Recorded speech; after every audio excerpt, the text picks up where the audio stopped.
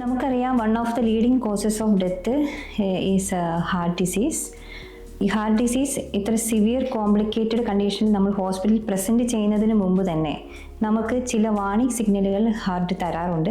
അത് അവഗണിക്കുമ്പോഴാണ് കൂടുതലും ആളുകൾ സഡൻ പ്രസൻറ്റേഷനായിട്ട് ഹോസ്പിറ്റലിൽ എത്തുകയും അത് കൂടുതൽ സങ്കീർണമായ അവസ്ഥയിൽ ആവുകയും മോർട്ടാലിറ്റിയിലേക്ക് നയിക്കുകയൊക്കെ ചെയ്യുന്നത്.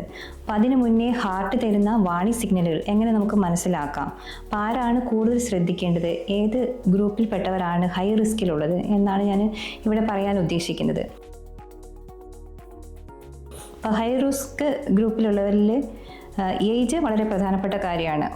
ബിറ്റ്വീൻ 40 and 60 ഏജ് ഗ്രൂപ്പിലുള്ളവരിലാണ് കൂടുതൽ കണ്ടുവരിക. നമുക്കറിയാം കോവിഡാനന്തരം പ്രത്യേകിച്ച് ഈ കാലഘട്ടത്തിൽ ഏജ് ഡിഫറൻസ് അത്രയും മാറ്റർ ചെയ്യുന്നില്ല.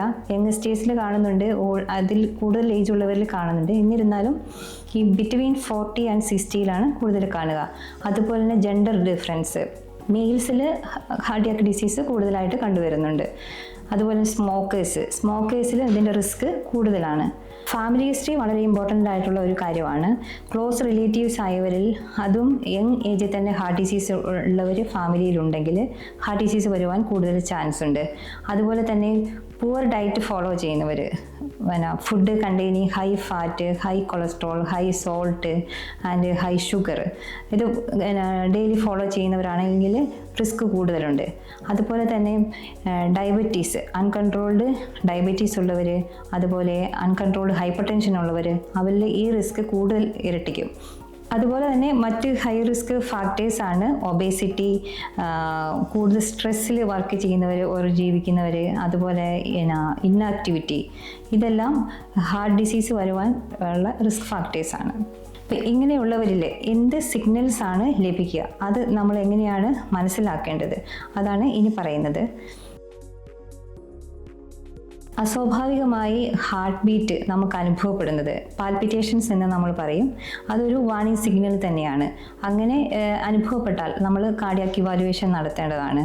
അതുപോലെ തന്നെ നമ്മൾ സെൻട്രൽ ചെസ്റ്റ് പെയിൻ അല്ലെങ്കിൽ ടൈറ്റ്നെസ് ഒരു ഫീൽ, അത് വന്ന് പോയിക്കൊണ്ടിരിക്കുന്നുണ്ടാവും. അപ്പം അങ്ങനെ ഫീൽ ചെയ്യുന്നുണ്ടെങ്കിലും നമ്മൾ കാർഡിയാക് ഇഷ്യൂസ് ഉണ്ടോ എന്നത് നമ്മൾ ഇവാലുവേറ്റ് ചെയ്യേണ്ടതാണ്.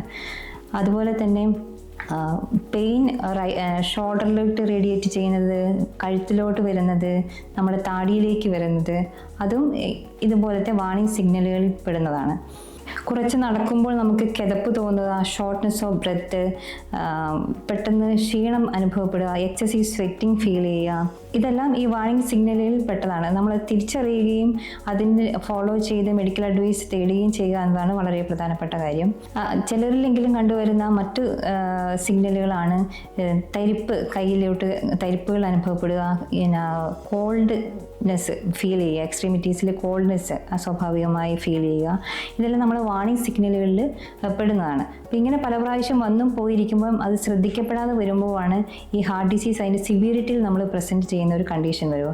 അപ്പം നേരത്തെ തന്നെ ഈ വാണിംഗ് സിഗ്നലുകളെ നമ്മൾ ഇമ്പോർട്ടൻ്റായി കണക്കാക്കുകയും മെഡിക്കൽ അഡ്വൈസ് തേടുകയും അത് ഫോളോ ചെയ്യുകയും ചെയ്യുകയാണെങ്കിൽ കൂടുതൽ മോർബിഡിറ്റിയിലോട്ടും മോർട്ടാലിറ്റിയിലും പോകുന്നതിനെ തടയുവാൻ നമുക്ക് സാധിക്കും.